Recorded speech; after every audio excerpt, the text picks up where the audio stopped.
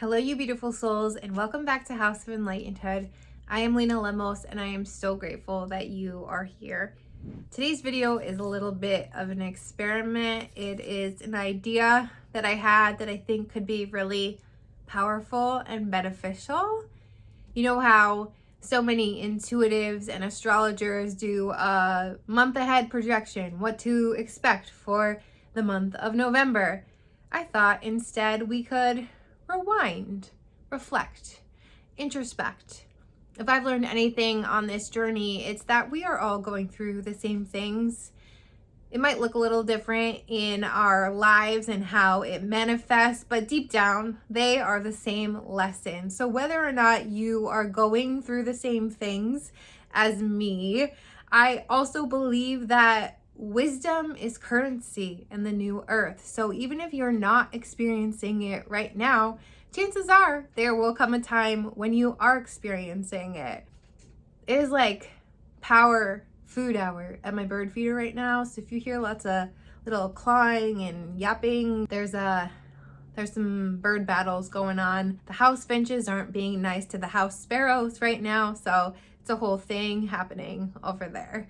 But anyway, like I said, in this video, I'm going to share my 3 biggest lessons from the month of October 2021 in hopes that sharing what I've been going through, what I'm dealing with, can help you too, because that is always my intention. I have notes. So the biggest lesson, and this is one that I have really been struggling with and such a huge part of my journey, is stepping into my spiritual gifts and honoring them and living fully in my spiritual power, and what that looks like with my old human life and how they integrate and intertwine, but also learning how to be fully comfortable in a human body, in a human life, in a human existence with a very vast understanding and awareness of the universe and my own gifts and higher dimensions and how all those things intertwine.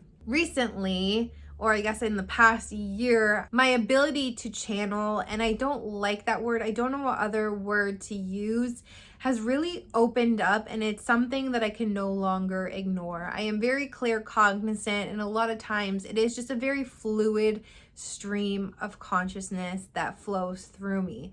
But in stepping into this gift, in stepping into being able to say in a video or on this podcast or in conversation, I always felt the need to preface the information, to tell this whole story about how I'm stepping into my role as a channel and I'm really unsure and all these things. And I came to the realization in the last month that in having to preface my wisdom with a disclaimer, I'm basically telling the universe and myself that I'm not worthy, that I am not capable, and that disclaimer, that wall, that was a result of my unworthiness, my perception that other people were going to judge me, not how anyone else was feeling about what I had to say. It was all an internal struggle and fear of how I was going to be perceived, because when you begin to share channeled wisdom, intuitively received wisdom,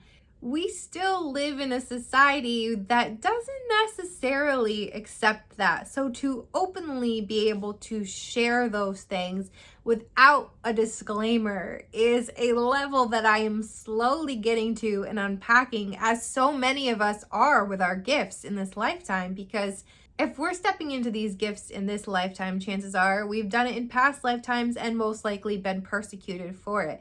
So to do it openly and freely and say, I am an open channel, and this is the wisdom that I just received from my Syrian spirit guide, and this is the wisdom that I just received from Mary Magdalene, and this is the information that is flowing through me as I'm sitting here talking with you. I feel like with that understanding and that awareness, that need to put up a disclaimer that was based on my fear changes everything. And so now I'm really just trying to speak without having to explain myself, speak without having to prove anything, and just doing it all through the perspective of me, sharing it all through me, because I am the vessel, I am the channel, I am the faucet that this information is flowing through. And it's time to own that. It's time to accept that. It's time to return to my heart space and be confident about that, because that's telling the universe I am worthy, I am capable, I am fully in my spiritual self, I am an open channel, I am ready to receive. So in the words that I speak about myself and my gifts, I am shifting my abilities and shifting my reality that only allows me to further expand and step into that version of myself. So that was the first lesson for October.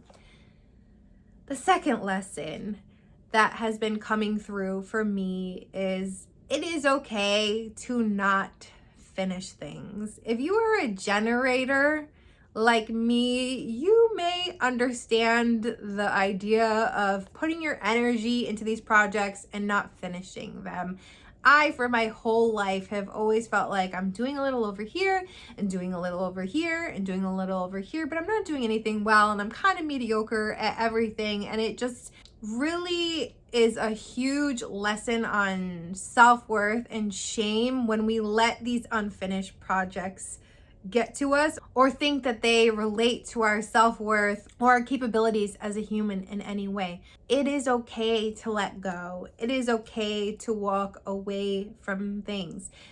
When we are in flow with the universe, sometimes we're putting our energy into this project, but it's because we're meant to learn specific lessons, not to finish it all the way through. I forget who told me this about reading a book, but the idea that it's okay if you don't read a book all the way through, because you are going to get exactly what you need from it. And I know some people will like open a page to a book to get the wisdom that they need from that specific page. And I think the same goes for how we do things and what we're doing and these little side projects and hobbies, because chances are they are a way for us to expend some energy, to express ourselves, to put our heart into things. But it's okay if the universe steers us in a different direction.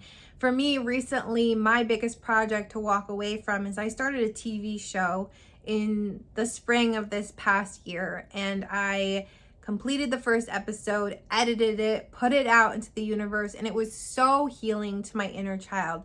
But then the universe threw me for a huge roller coaster ride this past summer, and things just changed. Things shifted. And I had all these interviews, which you can find on this YouTube channel or on my podcast, shameless self-plug here, that I hadn't done anything with. And while I was deep in healing and didn't really have the space to address them, I also held a lot of shame that I wasn't continuing on with this project. But I think when we are able to take a step back and really ask ourselves, is my heart in this? Do I have the time? Do I have the energy? And do I have the resources to commit to this? And if the answer is no, or not a full hell yeah, then it's okay to let go. It is okay to continuously be removing things from our life that are no longer serving us. We live in a capitalistic society. Capitalism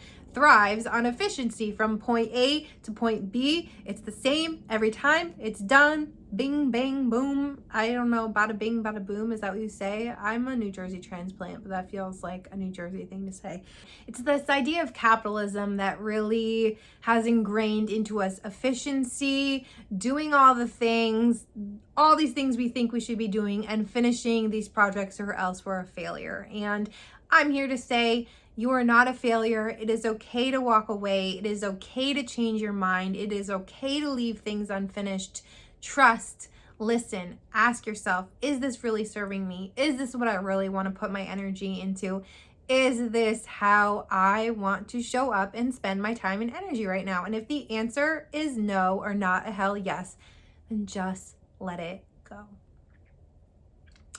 Okay, third lesson, which is a big one too, and one that I only realized in having conversations with a few of my friends and the trends that we're seeing right now. And It goes with the idea in spirituality that everyone says, fake it till you make it. If your energy is here and you believe and you act like your highest self, then the universe is going to match you exactly where you're at. And in a perfect world, when we've mastered our thoughts and our ability to manifest, yes, I think that is absolutely true, but I think it's actually a lot more complicated than that.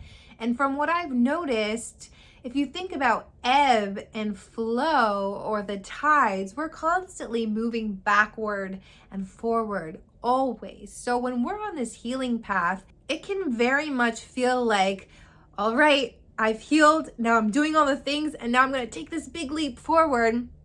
And then something happens that feels like it drop kicks you 2 steps back. And from what I found on the path, this is a very common pattern. So in talking it out with my friend, I got this download that really kind of showed it to me. And if you're claircognizant, you understand that it's kind of hard to put these things into human words sometimes. So let me try to put it into words again. When we're doing and we're on our high, like we're on our mountain, right? And we're feeling good, we're feeling integrated, we're doing all the things, we're setting the stage, we're getting organized, we're doing all these organizational tasks that we thought we had to do. We're prepping ourselves, and now we're waiting for that leap, for that jump to happen. What actually needs to happen now is that we need the energy of our highest self, the energy that is above the density of this human experience, to launch us into that next version of ourselves. So what really happens is we feel like we're getting drop kicked backwards because the universe is asking us to heal something. And in healing something, in bringing awareness to something in our lives to heal, we are transmuting that energy to a higher frequency. So if you feel like you are taking 2 steps backward on your path and being asked to address or to heal something, that is only happening so it can launch you forward. That is only happening so you can heal it, move through it, move it to a higher frequency, because energy is never destroyed, right? So when we have these stuck emotions that we are holding on to, in releasing them, we're actually just shape-shifting them into a higher frequency. We have the power as cosmic alchemists, I like to call it, to transmute these energies into a higher frequency.